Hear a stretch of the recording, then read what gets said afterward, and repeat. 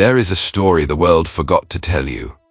A story about those who rose above limitation, not because they were special, but because they remembered, the ones we now call ascended. They were not chosen from birth. They were not more gifted, more pure, or more holy than you. In fact, many of them were broken. They were outcasts, misfits. They were told they were too intense, too sensitive, too much.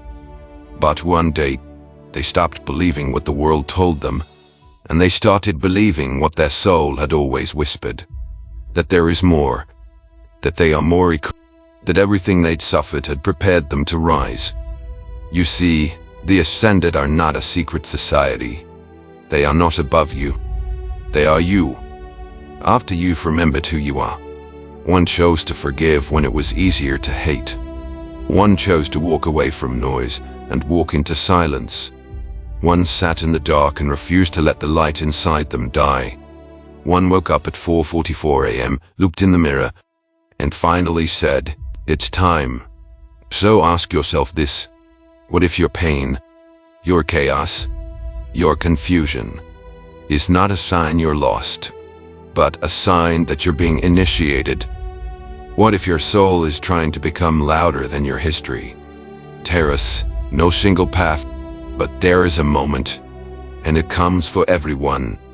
A moment when the voice within you says, "You've survived long enough.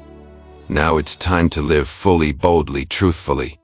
And in that moment, you'll realize you were never waiting for the right time.